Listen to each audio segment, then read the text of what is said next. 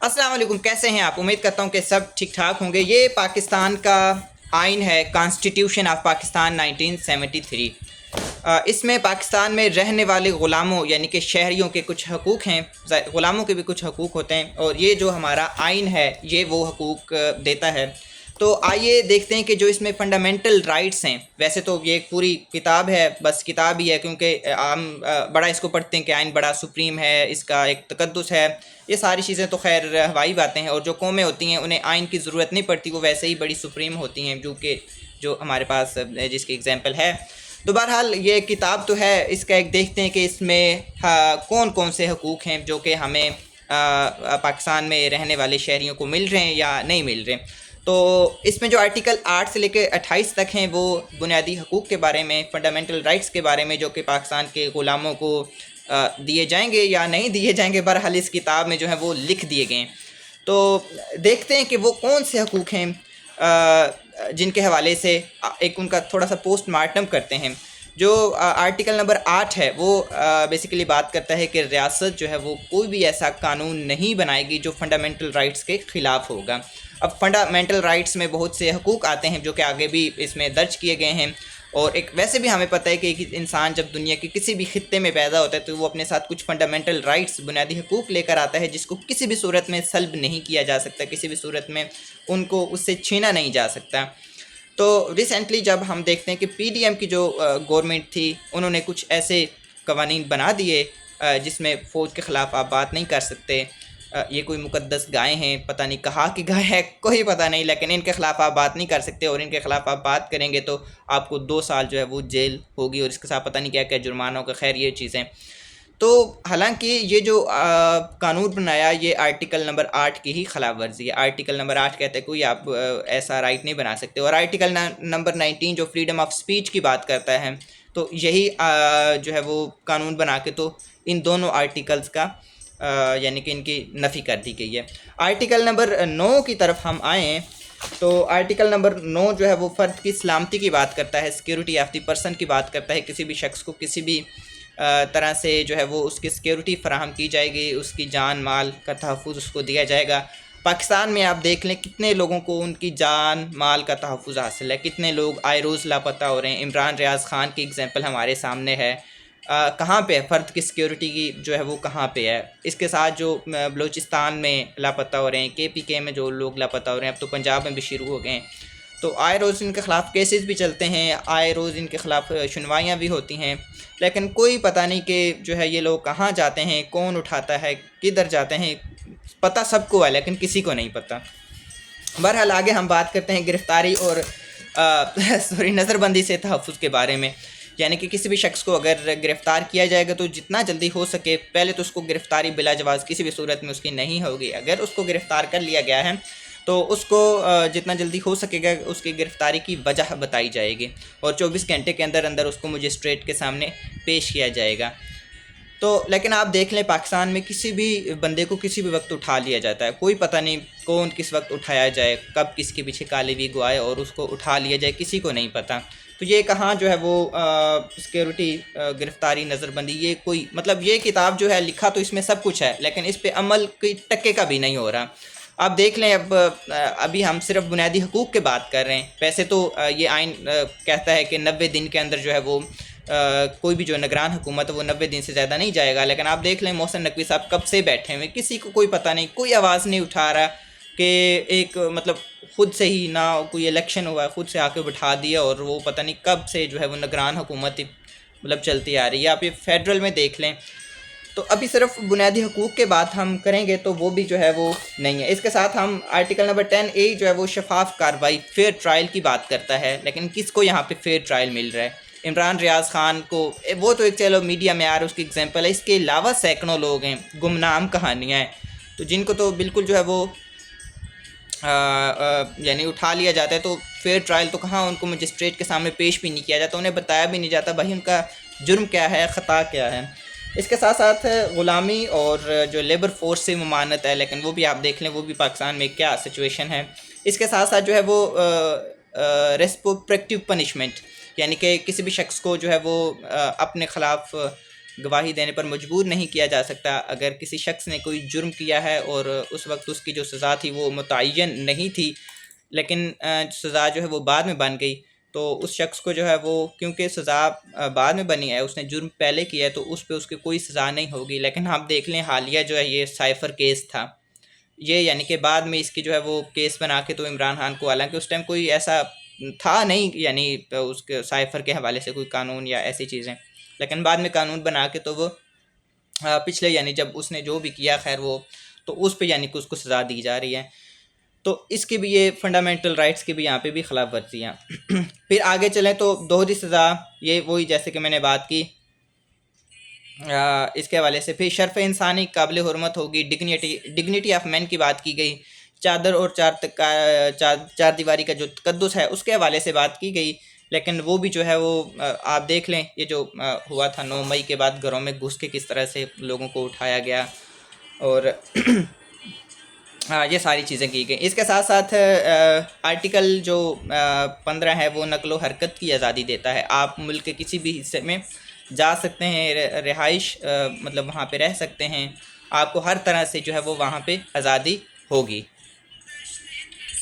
جیسے ہم نقل حرکت کی آزادی کی بات کر رہے تھے، تو اس کی چھوٹی سی آپ ایگزامپل ہیں کہ آپ کو اگر کینٹ میں جانا پڑے نا تو وہاں پہ آپ کو اپنی آئیڈینٹی پروف کرنی پڑتی ہے، یعنی کہ جو سیکیورٹی گارڈ ہیں وہ مالک سے پوچھتے ہیں کہ آپ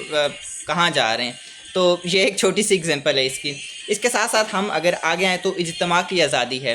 ایسوسیشنز کی آزادی ہے، انجمن بنانے کی، جماعت بنانے کی آزادی ہے، لیکن ملک میں کون سی آزادی، مطلب کون سی آزادی مل رہی ہے، مجھے تو نہیں سمجھ آ رہی۔ اس کے ساتھ ساتھ آگے دیکھیں تو آرٹیکل 19 جو بہت مطلب اس پہ بہت زیادہ بات ہوتی ہے،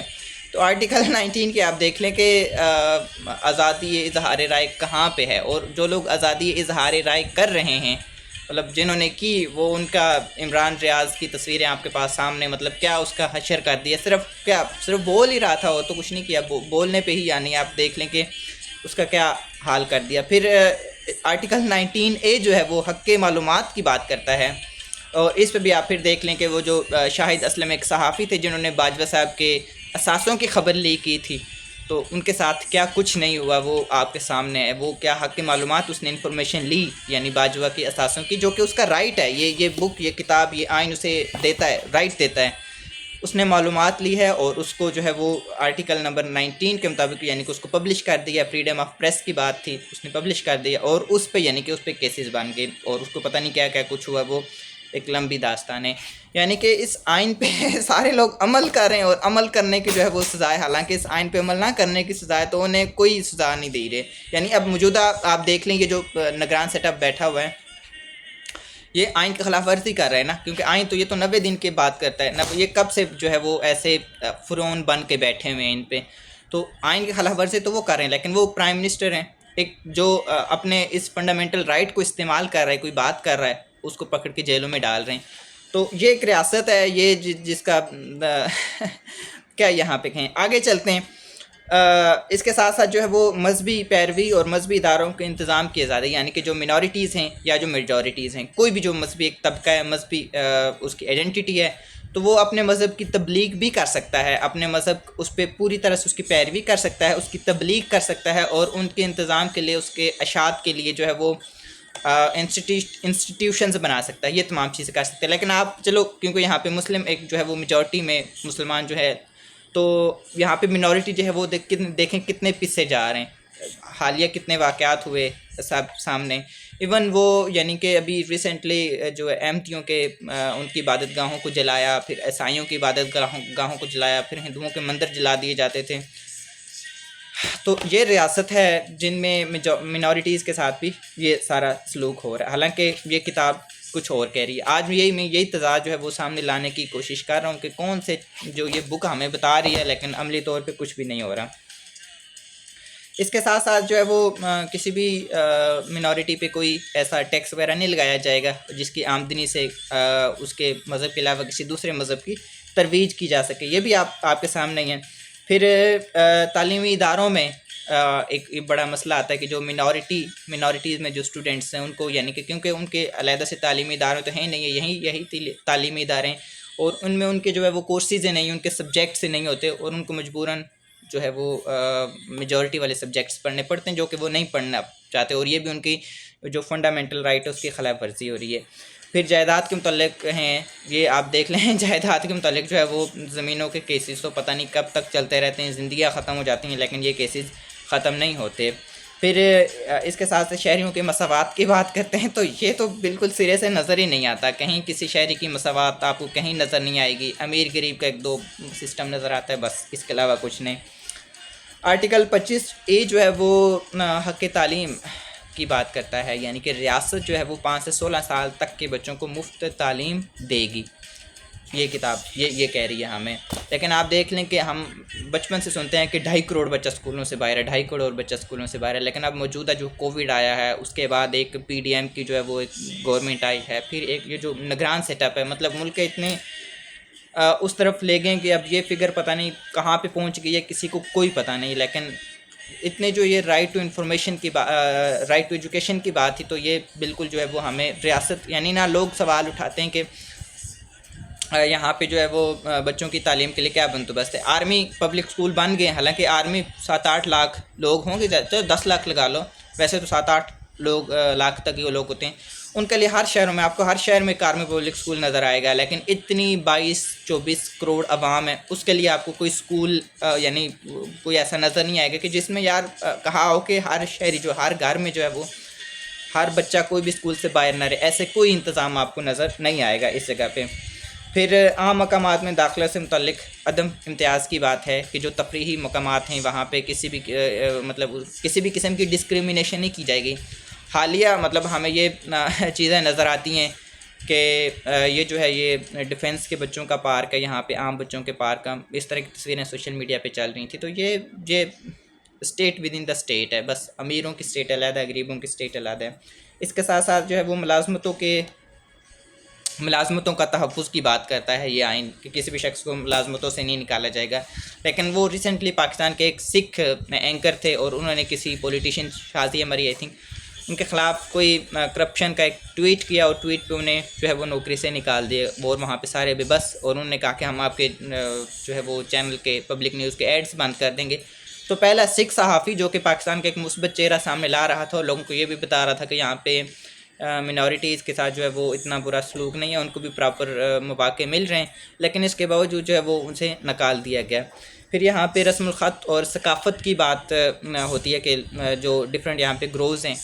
وہ اپنی ثقافت کو، اپنے رسم الخط کو، ان چیزوں کا تحفظ کر سکتے ہیں، تو وہ ان چیزوں کا بھی جو ہے وہ ابھی تک ہمیں نظر آتا ہے کہ وہ خیر کیا تحفظ کریں گے۔ تو یہ سارا ایک ہے، یعنی کہ ایک چھوٹا سا ودن، کیونکہ یہ بہت اگر ہم اس کو ڈیٹیل میں بات کریں تو بہت زیادہ لمبی بات ہو جاتی ہے۔ ان شارٹ اگر ہم بات کریں تو یہ جو چیز ہے کتاب ہے یہ بالکل کوڑا ہے، اس پہ کوئی عمل نہیں ہو رہا۔ پھر ایک یہ میں نے بات کی نگران سیٹ اپ، یہ ساری چیزیں، اس کے علاوہ بہت سی چیزیں یعنی جن پہ عمل ہو ہی نہیں رہا، یہ بس پڑھنے کے لیے اور پڑھانے کے لیے اور تقدس اور یہ وہ بس ساری چیزیں، باقی یہ نل اینڈ وائڈ ہے، اٹھا کسی کوڑے میں پھینک دینا چاہیے۔ تو یہ ایک اسٹیٹ ہے، ریاست ہے، جو کہ کسی بھی طور پہ ہمیں نظر نہیں آتی، بہرحال ایک نام کی تو ایک ریاست ہے۔ تو یہ آج چھوٹا سا جس میں نے آپ کے سامنے یہ چیز رکھا، امید ہے کہ آپ کو پسند آیا ہوگا، تو اللہ حافظ اور بائے بائے۔